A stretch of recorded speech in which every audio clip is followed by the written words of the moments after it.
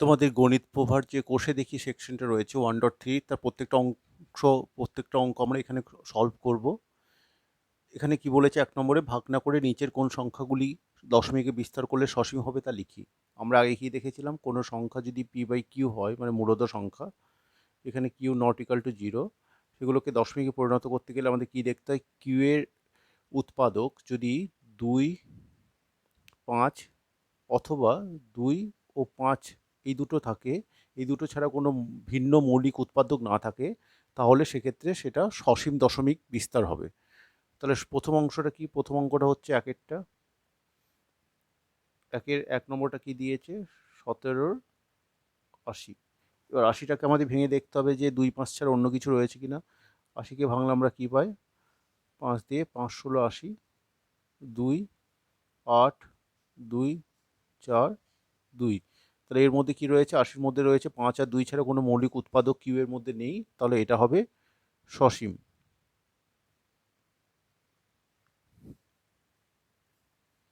2 নম্বরটা কি দিয়েছে, 2 নম্বরে দিয়েছে 13/24। 13/24, তা 24টাকে আমরা ভাগ করলে কি পাবো, 24টা যদি 3 দিয়ে করি 8 2, তাহলে অলরেডি আমরা একটা 3 অন্য ভিন্ন একটা মৌলিক যেহেতু উৎপাদক পেয়ে গেলাম কিউ এর, তাহলে এটা সসীম হবে না। তাহলে এটা হচ্ছে 2-এরটা সসীম হবে না। 3 নম্বরটা কি দিয়েছে, 3 নম্বরে দিয়েছে 17/12। 17/12, এবার 12টাকে যদি আমরা করি, 12তে কি রয়েছে, 12তে আমরা দেখতে পাচ্ছি একটা 3 রয়েছে। 3 একটা হচ্ছে 2 বা 5 ছাড়া অন্য একটা ভিন্ন মৌলিক উৎপাদক পাওয়া গেল কিউ এর, তাহলে এটাও সসীম হবে না। 4 নম্বরটা কি দিয়েছে, 4 নম্বরটা দিয়েছে 16/125। 16/125, 125কে ভাগ করলে কি দেখা, উৎপাদক বের করলে কি দেখতে পাবো আমরা, 125 উৎপাদকের মধ্যে পড়ছে, এটা 5 দিয়ে ভাগ করলে 25, 5 দিয়ে ডিভাইড করলে 5, তাহলে 5 ছাড়া অন্য কোনো ভিন্ন উৎপাদক নেই, 5 থাকলে এটা কি হবে, সসীম হবে। তাহলে 4-এরটা যদি আমরা দশমিকে বিস্তার করি, 4-এর অঙ্কটা সসীম দশমিক ভগ্নাংশ পাওয়া যাবে। 5 নম্বরটা কি দিয়েছে, 5-এরটা দিয়েছে 4/35। 35-এর মধ্যে কি রয়েছে, 35কে যদি আমরা 5 দিয়ে ডিভাইড করি, তাহলে একটা 7 পাচ্ছি। 7 হচ্ছে অন্য একটা ভিন্ন ডিফারেন্ট মৌলিক উৎপাদক 2 আর 5 ছাড়া, তাহলে এটা কি হবে, সসীম হবে না। তাহলে একের সমস্ত অঙ্কগুলো হলো। এবার 2-এর কি বলেছে, প্রত্যেকটা সংখ্যাকে দশমিকে বিস্তার করি আর কি ধরনের দশমিক পাবো তা লিখি। তাহলে এখানে সিম্পলি তোমাদের দশমিকে ভাগ করে ওটাকে দেখতে হবে। যেমন হচ্ছে 1/11, এটাকে দশমিকে ভাগ করলে কি হবে, 1কে 11 দিয়ে সিম্পলি তোমাদের ভাগ করে যেতে হবে। তো 0 পয়েন্ট যাওয়ার মতো 10 হলো, গেল না, শূন্য বাদ গেল, 99। তাহলে আমরা কি পেলাম, 1 পেলাম। আবার 0 বাদ গেল, 0 এলো, দশমিকের জন্য একটা 0 এলো, 0 বাদ গিয়ে আরেকটা 0 পেলাম, তাহলে কত হলো, 99। আবার 1 এলো, দশমিকের জন্য 0 পেলাম, তাতেও গেল না, 0 বাদ গেল, 0 পেলাম, 9 এলো, 9999। তাহলে এখানে কি দেখতে পাচ্ছি, 090909 পরপর রিপিট হচ্ছে। তাহলে এখান থেকে আমরা দশমিকে বিস্তার করলে কি পাবো, এটা দশমিকে বিস্তার করলে একটা আবৃত দশমিক আমরা পাচ্ছি। আবৃত দশমিক কেন, কারণ 09টা পরপর রিপিট হতে চলেছে। তাহলে আমরা যে এটাকে দশমিকে বিস্তার করলে কি পাবো, একটা আবৃত দশমিক ভগ্নাংশ পাবো, যেটার ভ্যালু হচ্ছে 0.09, যেটার মধ্যে একটা আবৃত দশমিক হলো। 5-এর 8, 2-এর 1 নম্বর এটা ছিল, 2-এর 2 নম্বরটা কি বলেছে, 5-এর 8, যেহেতু 8-এর মধ্যে শুধুমাত্র 2 রয়েছে উৎপাদক, তাহলে অবশ্যই সসীম হবে। তাহলে 5কে তোমরা 2 দিয়ে 5কে তোমরা 8 দিয়ে ডিভাইড করো, এটা একটা সসীম ভগ্নাংশ পাওয়া উচিত উপরের ফর্মুলা অনুসারে। তাহলে 0.0 গেল, এখানে 0 পেলাম, 6-8-48, 2,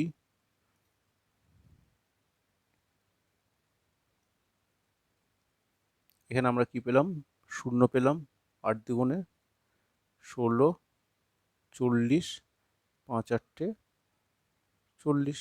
তাহলে 0.0, এটা কি পেলাম আমরা, সসীম দশমিক ভগ্নাংশ পেলাম 0.025। তার কারণ হচ্ছে অলরেডি নিচে 8 রয়েছে, 8-এর উৎপাদক হচ্ছে মৌলিক উৎপাদক 2 ছাড়া আর কিছু নেই। তাহলে এখান থেকে অবশ্যই আমরা একটা সসীম দশমিক ভগ্নাংশ পেতাম। 3 নম্বরে কোনটা দিয়েছে, 3 নম্বরে দিয়েছে 3/13। তাহলে 3 নম্বরে কি আছে 3/13, এটাকে আমরা পয়েন্ট রিপ্রেজেন্ট করলে কি হবে, শূন্য বাদ গেল, 30, 2 গিয়ে 26, 40, 3, 39, 1 শূন্য পেলাম, গেল না,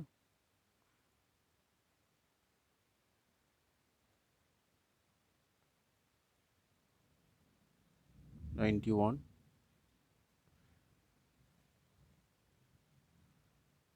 78, 12, 120,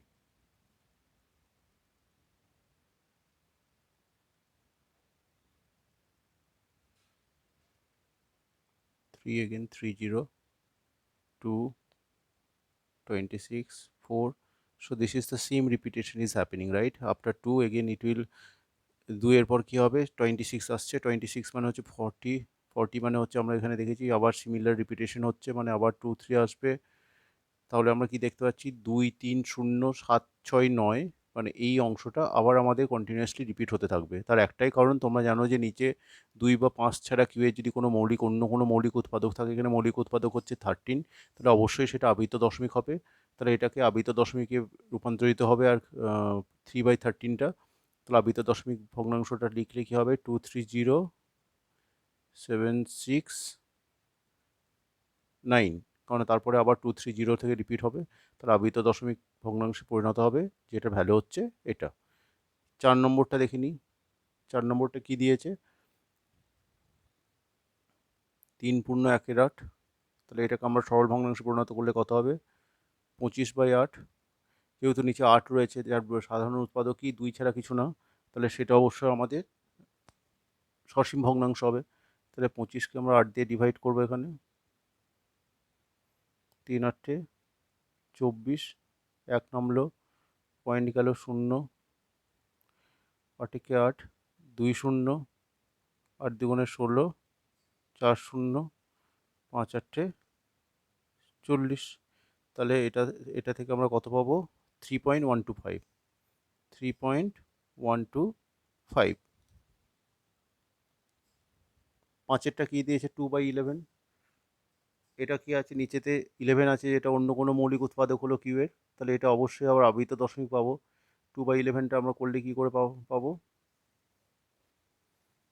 ধরো এখানে 2 11 দিয়ে ডিভাইড করলে কি পাবো, পয়েন্ট গেল 0 পেলাম, 1 টাইম 11, 90, 8 টাইম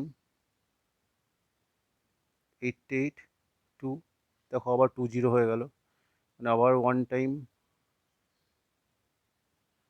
গিয়ে 11 হবে, আবার 90 নামবে, আবার 8 টাইম গিয়ে 88 হবে, আবার 2, তাহলে কি হচ্ছে 118 বারবার রিপিট হচ্ছে, তাহলে এটা কি হবে, আবৃত দশমিক ভগ্নাংশ, যেটার ভ্যালু কত, 0.18 আবৃত দশমিক ভগ্নাংশ।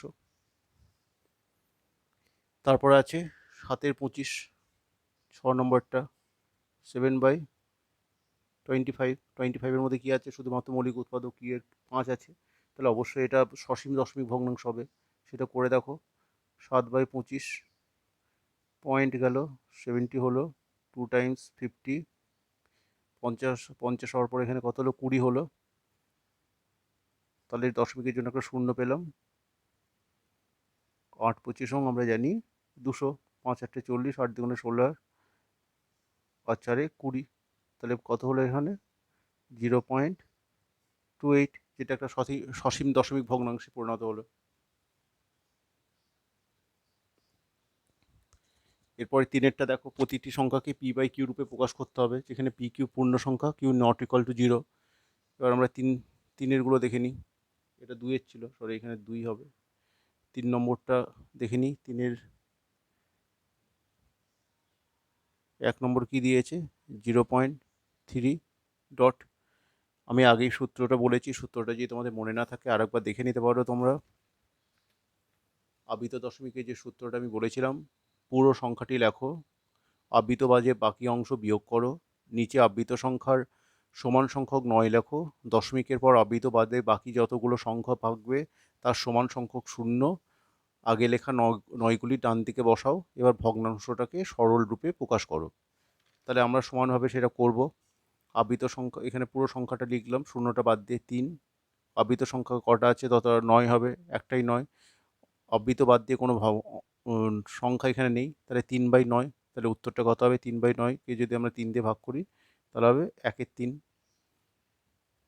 2 নম্বরটা হচ্ছে 1.3 উপরে আবৃত, তাহলে পুরো আবৃত সংখ্যাটা লিখব। আবৃত বাদে যে বাকি সংখ্যাটা আছে সেটা বিয়োগ যাবে, নিচে কটা আবৃত সংখ্যা সমান সংখ্যক 9 বসবে। দশমিকের পর আবৃত বাদ দিয়ে আর কোনো সংখ্যা নেই, তাহলে এটা কত হবে? 12/9। 3 দিয়ে যদি আমরা করি 4/3। 3 নম্বরটা দেখে নিই, 0.54, 4-এর উপর আবৃত রয়েছে, তাহলে সেটা কত হবে? প্রথমে সংখ্যাটা লিখে নিই। আবৃত বাদ দিয়ে বাকি অংশটা বিয়োগ যাবে, মানে 5 বিয়োগ যাবে। আবৃতের জন্য একটা যত কটা 9 বসবে একটা আবৃত, আর দশমিকের পর কি আছে? আবৃত নয় এরকম সংখ্যা কটা? একটা আছে, তাহলে একটা শূন্য বসবে। তাহলে এটা কত হয়ে গেল? 49/90। 4 নম্বরটা কত? 0.34 উপরে আবৃত দশমিক, তাহলে এটা হচ্ছে 34 হবে, আর নিচে তটা 9 বসবে। 34/99। 5-এরটা কি আছে? 5-এরটা আছে 0.17, তার উপর আবৃত, তাহলে এটা কত হবে? 17। আবৃত বাদ দিয়ে সংখ্যা কত? একটাই আছে 1, নম্বর 1 বাদ যাবে এর থেকে। নিচে কটা বসবে? 7, মানে একটাই আবৃত সংখ্যা আছে 9। আর অনাবৃত সংখ্যা কটা আছে দশমিকের পর? আবৃত নয় এরকম সংখ্যা হচ্ছে 0, তার বদলে একটা যত কটা শূন্য বসবে, মানে 90। তাহলে এখানে কত হবে? 16/90। 2 দিয়ে ডিভাইড করলে কত হবে? 8/45। 6 নম্বরটা দেখে নিই।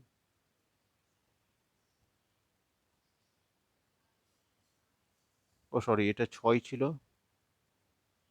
5 নম্বরটা হচ্ছে 3.14।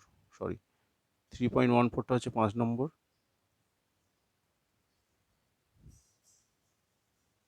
3.14টা তাহলে কি হবে? পুরো সংখ্যাটা লিখব, মাইনাস আবৃত নয় সংখ্যাটা বাদ যাবে, যে সংখ্যাটা আবৃত নয় সেটা হচ্ছে 3। নিচে কটা 9 বসবে? দুটো সংখ্যা আবৃত রয়েছে বলে দুটো 9 বসবে, তাহলে 311/99। এটা কি কোনো অংশ দিয়ে ভাগ যাবে? না 3 দিয়ে যাবে না, 11 দিয়ে 22, না, এটাই উত্তর। এটা তোমরা পূর্ণ ভেঙেও সেটাকে উত্তর লিখতে পারো। 7-এরটা কি আছে? 7-এর হচ্ছে 0.47 আবৃত, তাহলে হচ্ছে 47। আবৃত অংশ নয় 4, নিচে কটা বসবে? একটা 9 বসবে, আর দশমিকের পর কটা আবৃত নয় এরকম সংখ্যা হচ্ছে একটা, তাহলে একটা শূন্য বসলো, তাহলে 43/99। 8-এরটা কি দিয়েছে? 8-এরটা হচ্ছে 0.54, তাহলে কত হবে? এটা 54/99। তাহলে তোমরা যদি 9 দিয়ে ডিভাইড করো, 9×99, 6×9 = 54, তাহলে 6/11। 9-এরটা কি দিয়েছে? 0.001, পুরোটা হচ্ছে আবৃত, তিনটেই আবৃত, তাহলে এটা কত হবে? 1। যেহেতু আগের জিরোগুলো কোনো ভ্যালু বসানোর কোনো দরকার নেই, কটা আবৃত সংখ্যা? 3টে, তাহলে 3টে 9 বসবে। 10-এরটা কি দিয়েছে? 0.163, 1 আর 3-এর উপর আবৃত রয়েছে, তার মানে হচ্ছে পুরোটাই আবৃত সংখ্যা, তাহলে 163/999।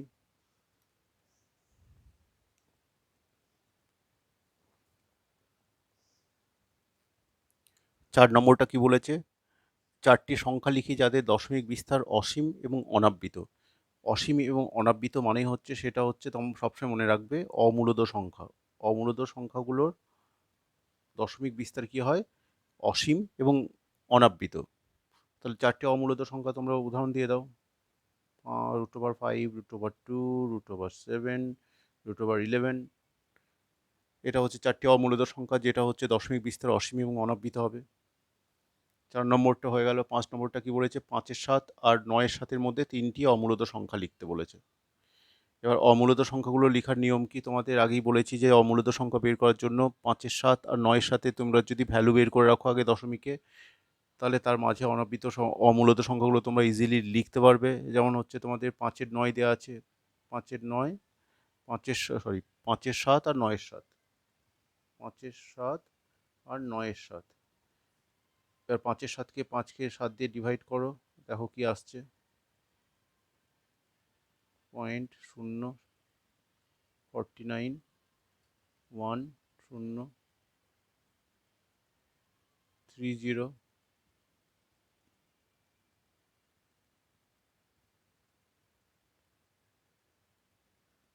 20। এবার তাহলে আমাদের দশমিকের পর কি আসছে? 0.714। তাহলে এটা সাধারণত 714। সেকেন্ড সংখ্যাটা শুরু কত থেকে হচ্ছে? 9কে যদি আমরা 7 দিয়ে ডিভাইড করি, 0.1 টাইম 1 পয়েন্ট এটা, তাহলে 1 হচ্ছে 7, 2 নামলো, পয়েন্ট গেল 0,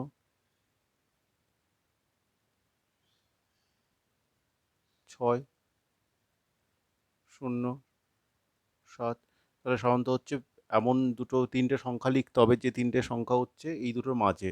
অমূলদ সংখ্যাগুলো কি কি? যেগুলো হচ্ছে অসীম, দশমিক, ভগ্নাংশ এবং অনাবৃত। অমূলদ সংখ্যা তাহলে আমরা এখানে লিখতে পারি 0.72395 6।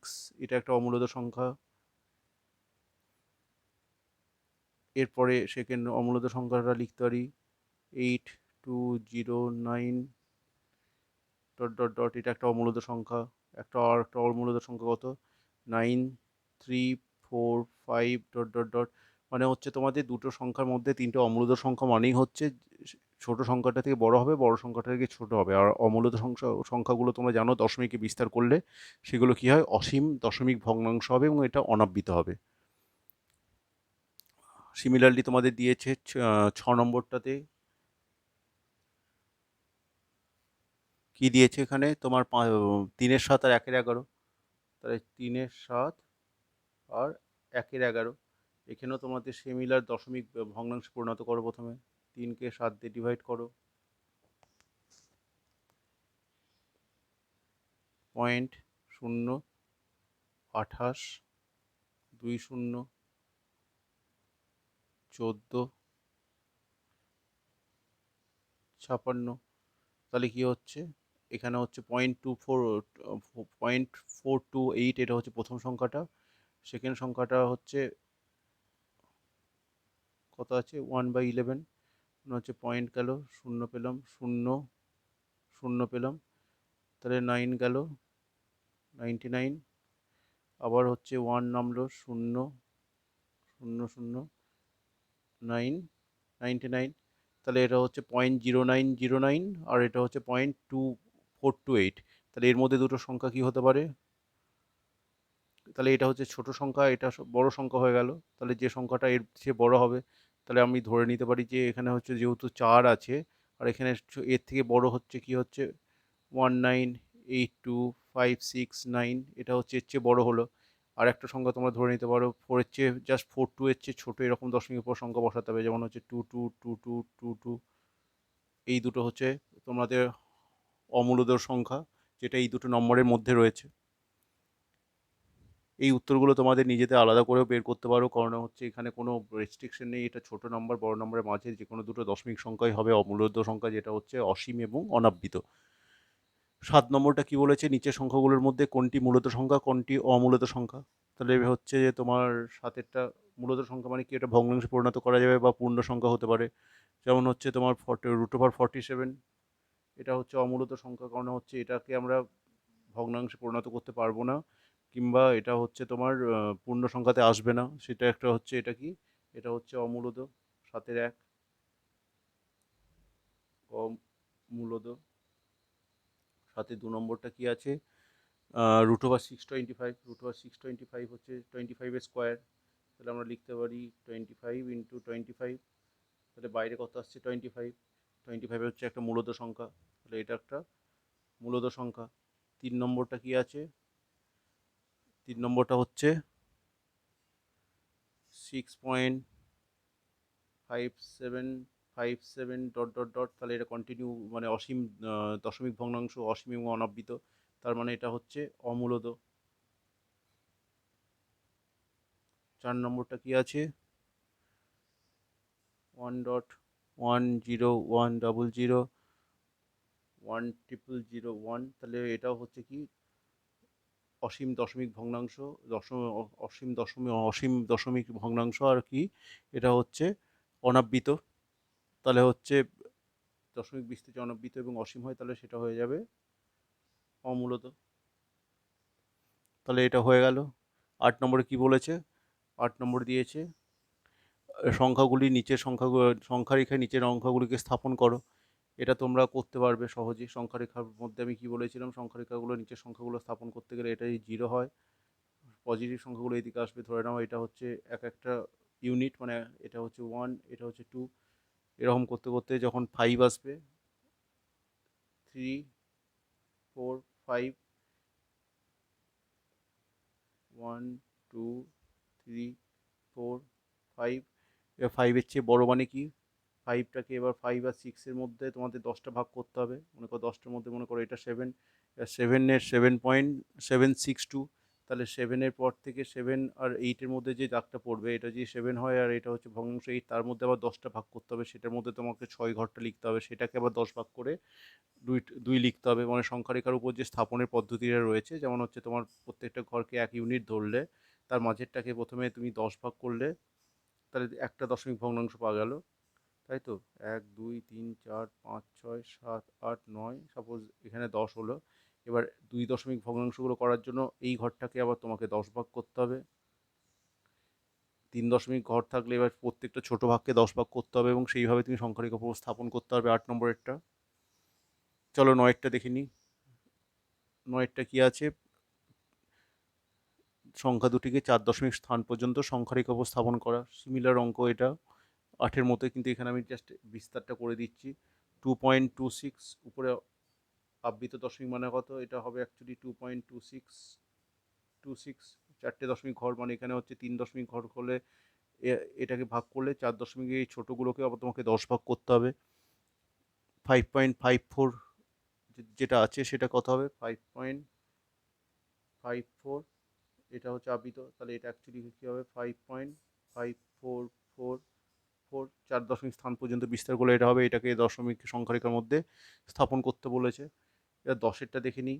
সংখ্যারেখাগুলো তোমাদের উপর ছেড়ে দিলাম, জাস্ট ছবিটা এঁকে সেগুলোকে 10 ভাগ করে 1 দশমিক, তাকে একটা ভাগকে আবার তাকে 10 ভাগ করলে 2 দশমিক, তাকে 10 ভাগ করলে 3 দশমিক স্থান পাবে, তাকে 10 ভাগ করলে 4 দশমিক স্থান পর্যন্ত সংখ্যাগুলোকে স্থাপন করতে পারবে।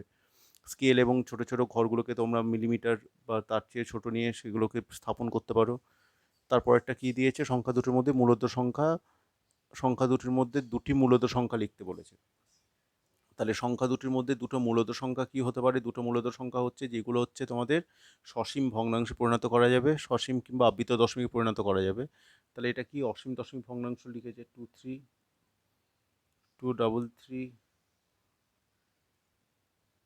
233, ধরো এটা একটা নাম্বার দিয়েছে, সেকেন্ড নাম্বারটা দিয়ে দিয়েছে তোমার 0.21, 211, 211, দুটো নম্বর দিয়েছে, তাহলে ছোট নম্বর বড় নম্বর, এর মধ্যে দুটো মূলদ সংখ্যা মানে কি, যেটা দশমিক ভগ্নাংশে পূর্ণ হবে। এটার মধ্যে আমরা একটা সংখ্যা ধরে নিতে পারি 21-এর চেয়ে বড় কি হতে পারে, আর 23-র চেয়ে ছোট, দুটো হচ্ছে 0.22 একটা নাম্বার হতে পারে, আর 0.228, এই দুটো সংখ্যা হচ্ছে মূলত সংখ্যা। তার কারণ হচ্ছে কি, এই সংখ্যাগুলোকে আমরা যদি দশমিকে পরিণত করি, তেমন হচ্ছে 22/100 হলো, মানে হচ্ছে 11/50, 11/50 একটা সংখ্যা পেলাম।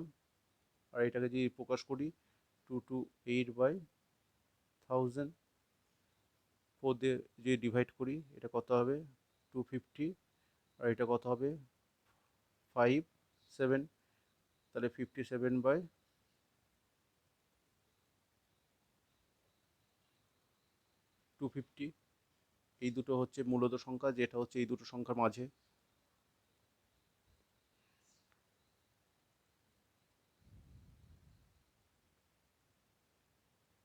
তারপরের অংশটা হচ্ছে 11টাতেও তোমরা সিমিলার ওয়েতে তোমরা মূলত সংখ্যা প্রকাশ করতে পারো। মূলত সংখ্যা মানে হচ্ছে 11 অঙ্কটা হচ্ছে সিমিলার অঙ্ক।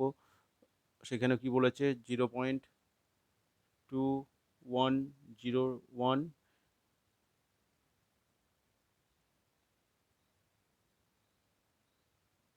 আর হচ্ছে 0.2222 ডট ডট ডট, তাহলে এর মধ্যে একটা মূলত সংখ্যা কত হতে পারে, এর চেয়ে বড় কিন্তু এর চেয়ে ছোট। যেমন হচ্ছে 0.211 একটা হতে পারে, আর একটা হতে পারে 0.212। এগুলোকে এবার ভগ্নাংশ পরিণত করলেই হবে 211/1000 একটা নাম্বার, আর এই নাম্বারটা ভগ্নাংশ পরিণত করলে 212/1000, যেটাকে 4 দিয়ে ডিভাইড করলে কত হবে 4 5 20, 3 4 12, আর এটা হচ্ছে 250, মানে হচ্ছে 53/250। এই দুটো হচ্ছে এই দুটো সংখ্যার মধ্যে মূলত সংখ্যা।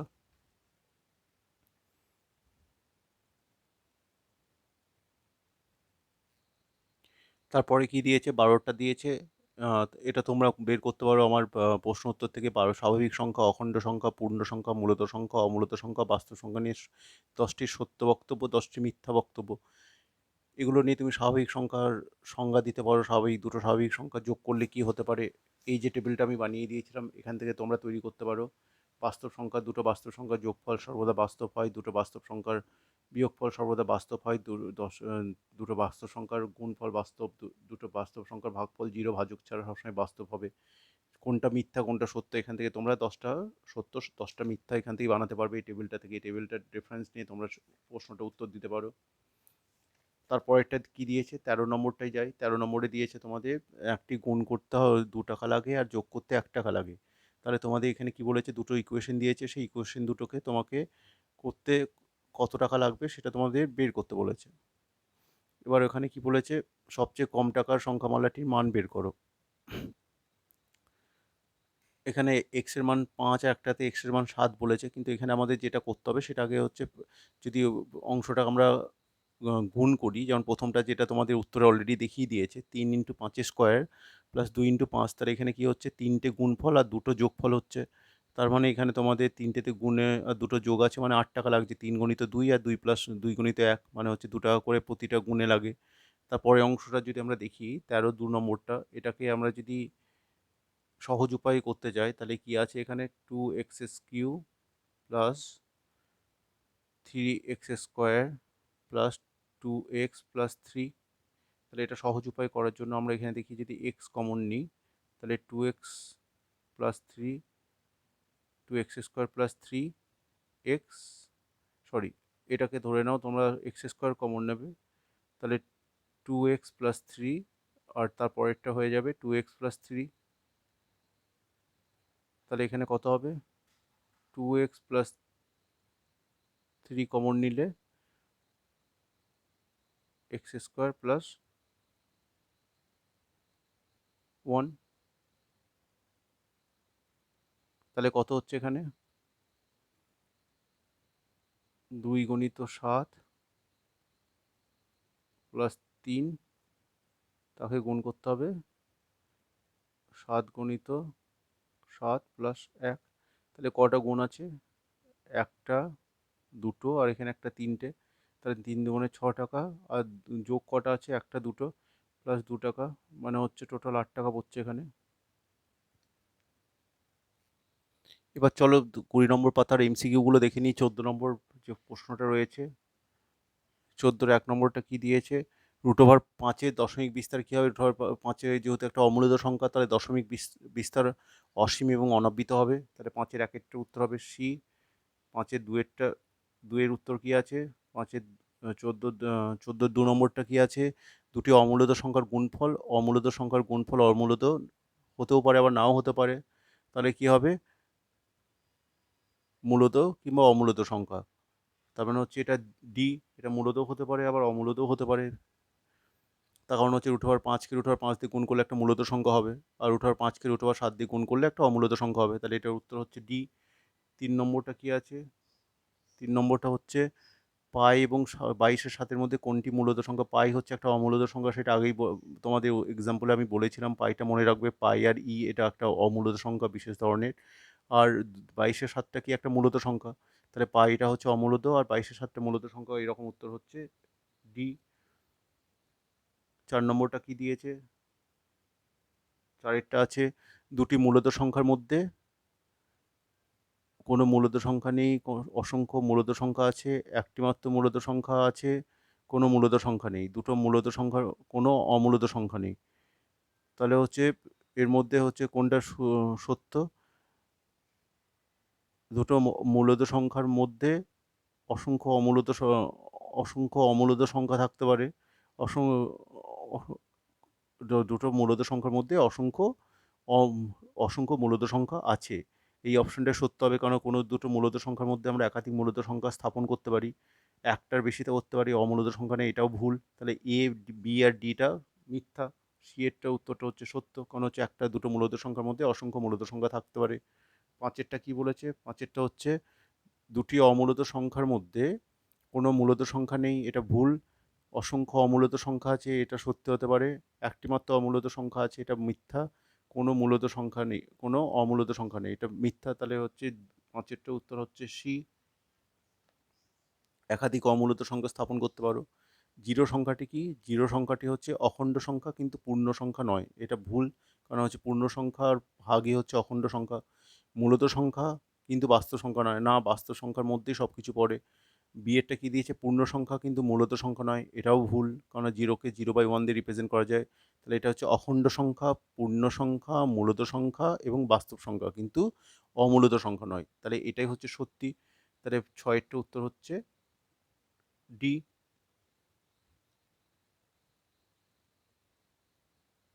তারপরে এবার 15 এমসিকিউগুলো দেখে নিই। 15 এমসিকিউগুলোতে কি আছে? সংক্ষিপ্ত উত্তরভিত্তিক প্রশ্ন। একটি উদাহরণ লিখি যেখানে দুটি অমূলত সংখ্যার যোগফল একটি মূলত সংখ্যা। তাহলে দুটো অমূলত সংখ্যা যোগফল মূলত সংখ্যা আমরা আগে দেখেছি, সেটা হচ্ছে √5 প্লাস মাইনাস √5 যদি আমরা করি, তাহলে এটা দুটো অমূলত সংখ্যার যোগফল হচ্ছে, তাহলে উত্তর কী হবে? √5 মাইনাস √5, তাহলে জিরো। জিরো হচ্ছে একটা মূলত সংখ্যা। একটি উদাহরণ লিখি যেখানে দুটো অমূলত সংখ্যার বিয়োগফল একটি মূলত সংখ্যা। তাহলে এটাই যদি আমরা বিয়োগফল করি, √5কে যদি √5 থেকে বাদ দিই, তাহলে কি হবে? জিরো, যেটা একটা মূলত সংখ্যা। এটা 2 নম্বরের উত্তর। 3 নম্বর কি বলেছে? 1-এর 7 আর 2-এর 7-এর মধ্যে একটি মূলত সংখ্যা লিখি। দুটো সংখ্যার মধ্যে একটা মূলত সংখ্যা লেখার জন্য তোমরা জানো সহজ উপায় হচ্ছে সংখ্যা দুটোর যোগফল ডিভাইডেড বাই 2। তাহলে এর মধ্যে মূলত সংখ্যা কত হবে? 1-এর 7 প্লাস 2-এর 7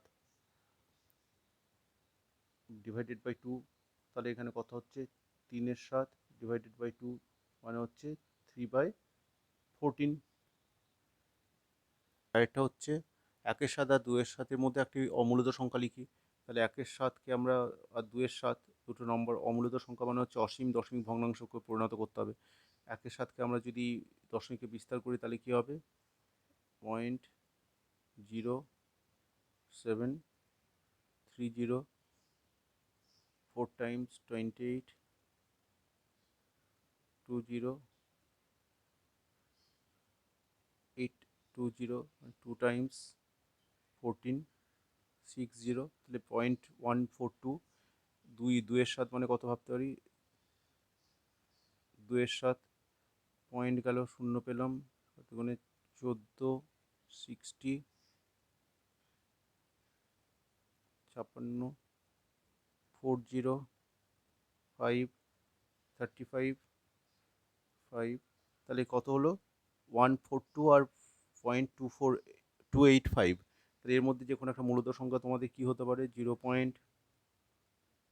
ধরে নিতে পারো 22, 1, 2, 2, 2, 3, ডট ডট ডট, কারণ হচ্ছে এটার থেকে বড়, এটার চেয়ে বড় হবে, এটার চেয়ে ছোট, তাহলে এটা এমন একটা সংখ্যা যেটা হচ্ছে এর চেয়ে বড়, এর চেয়ে ছোট। এটা যে কোনো উত্তর তোমরা লিখতে পারো, কারণ এটা যেহেতু অমূলত সংখ্যা যে কোনো তুমি ধরতে পারো, এটা ইমাজিনারি একটা ইমাজিনেশন তোমার, যেটা হচ্ছে এই সংখ্যার চেয়ে বড় আর এই সংখ্যাটা চেয়ে ছোট। আর এটা আবৃত দশমিক থেকে সামান্য ভগ্নাংশে পরিণত করতে বলেছে। 0.0123 আবৃত দশমিকটা 3-এর উপর আছে। তাহলে আমরা কি জানি, পুরো সংখ্যাটা লিখতে হবে 1 2 3, যেহেতু জিরো বসানোর কোনো দরকার নেই। আবৃত নয় এরকম সংখ্যা কত, জিরোটা বাদ দিয়ে তাহলে 1 2, তাহলে এখান থেকে 12 বাদ যাবে। নিচে কটা নয় বসবে, যেহেতু একটা আবৃত সংখ্যা আছে, একটা নয়। দশমিকের পর কটা সংখ্যা আছে, দশমিকের পর 3টে আবৃত নয় এরকম সংখ্যা রয়েছে, তাহলে 3টের বদলে 3টে শূন্য বসবে। তাহলে এখানে কত হবে, এটা বাদ দিলে 1 1 1 উপরে, আর নিচেতে হচ্ছে 9 0 0 0। এটা যদি 3 দিয়ে ভাগ করি, 3 তিরিক্ষা 9 21 37, এটা হচ্ছে 3000।